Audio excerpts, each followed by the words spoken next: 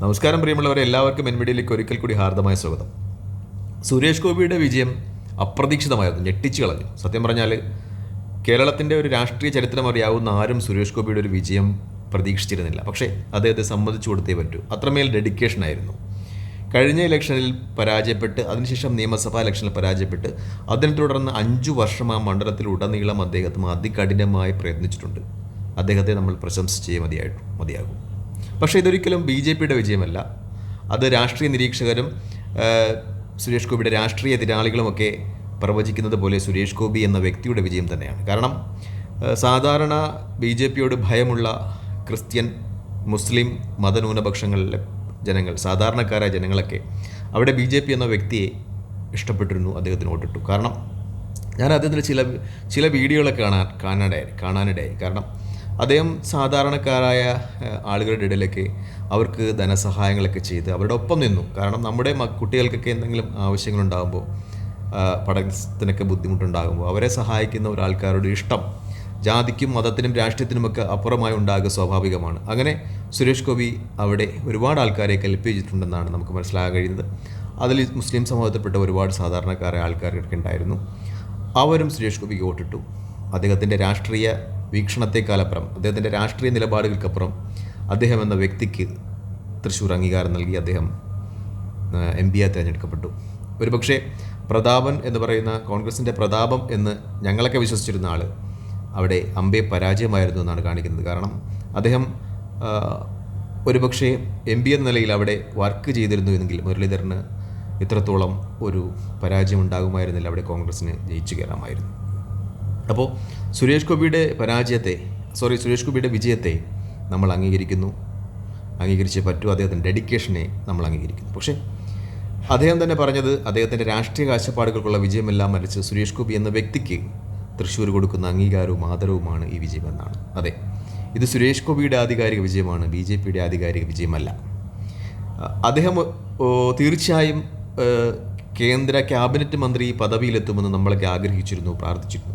കാരണം BJP എന്ന അടിപടലം ഊടാക്കുടുക്കിൽപ്പെട്ട് കിടന്ന ഒരു പ്രസ്ഥാനത്തെ താമര ചിഹ്നത്തിൽ തിരഞ്ഞെടുക്കപ്പെടുന്ന ആദ്യത്തെ MP ആണ് അദ്ദേഹം. അദ്ദേഹത്തെക്കാൾ നരേന്ദ്രമോദിക്ക് അടുപ്പമുണ്ടായിരുന്ന ഒരുപാട് വ്യക്തികളെ നമുക്കറിയാം. അവരുടെ ആരുടെയും മക്കളുടെ കല്യാണത്തിന് നരേന്ദ്രമോദി പോയിട്ടില്ല. അപ്പോൾ സുരേഷ് ഗോപിയുടെ മകളുടെ കല്യാണത്തിന് തൃശ്ശൂർ എത്തുന്നത് തന്നെ അതൊരു രാഷ്ട്രീയ ഉദ്ദേശത്തോടു കൂടിയായിരുന്നു.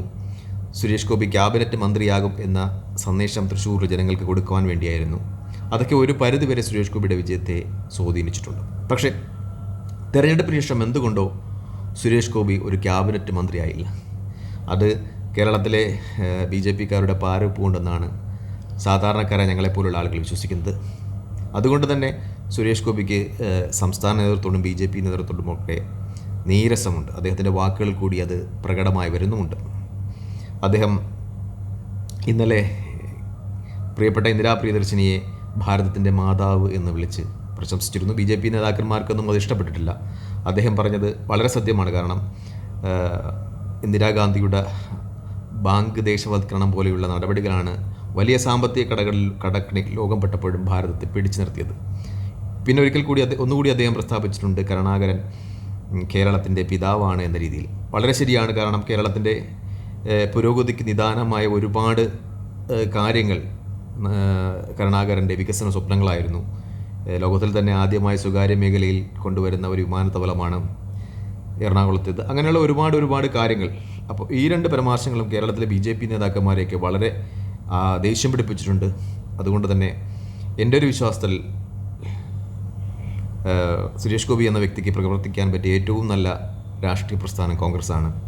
കാരണം ഈ നിലയിൽ നരേന്ദ്രമോദിക്ക് ഒരു 5 വർഷം തികയ്ക്കുവാൻ പറ്റില്ല. കാരണം വളരെ അധികം പ്രധാനമന്ത്രി ആഗ്രഹിക്കുന്ന ഒരാളാണ് അദ്ദേഹത്തിനോടൊപ്പമുള്ള നിതീഷ് കുമാർ. അദ്ദേഹം ഉടനെ തന്നെ പ്രധാനമന്ത്രിയാകും. നരേന്ദ്രമോദി മൂട് കുത്തി താഴെ വീഴുകയും ചെയ്യും. പിന്നെ വരുന്നത് രാഹുൽ ഗാന്ധിയുടെ കാലഘട്ടമാണ്. BJP എന്ന പ്രസ്ഥാനം മതേതര ഭാരതത്തിൽ നിന്ന് തുടച്ചു നീക്കപ്പെടുക തന്നെ ചെയ്യും. കേരളത്തിൻ്റെ ഇന്ത്യയുടെ മതേതര ജനാധിപത്യം നിലനിർത്തുവാൻ കോൺഗ്രസ്സാണ് ഉചിതമെന്ന ചിന്താഗതി ഉത്തരേന്ത്യയിലേക്ക് ഉടലെടുത്തിട്ടുണ്ട്. അതിൻ്റെ ഒരു അഗ്രഗണ്യമായ ഭാവം ഉടനെ തന്നെ നമുക്ക് കാണാം. കാരണം ഈ സർക്കാർ ഉടനെ തന്നെ വീണ്ടും തിരഞ്ഞെടുപ്പ് വരും. കോൺഗ്രസ് ഇതിനേക്കാളും അധികം സീറ്റുകൾ നേടും. BJP വീണ്ടും താഴോട്ട് പോകും. ഒരുപക്ഷെ ഭാരതത്തിൻ്റെ രാഷ്ട്രീയ ഭൂമികയിൽ നിന്ന് തുടച്ചു നീക്കപ്പെടുക തന്നെ ചെയ്യും.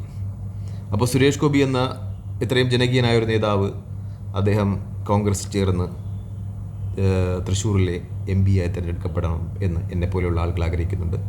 അദ്ദേഹം BJPയുടെ MP സ്ഥാനം രാജിവെച്ച് കോൺഗ്രസിലെത്തുകയും തൃശ്ശൂരിൽ നിന്ന് വിജയിക്കപ്പെടുകയും അടുത്ത രാഹുൽ ഗാന്ധി മന്ത്രിസഭയിൽ കേന്ദ്രമന്ത്രിയാവുകയും ചെയ്യും എന്നാണ് എൻ്റെ വിശ്വാസവും പ്രാർത്ഥനയും. നന്ദി, നമസ്കാരം, ജയ് ഹിന്ദ്.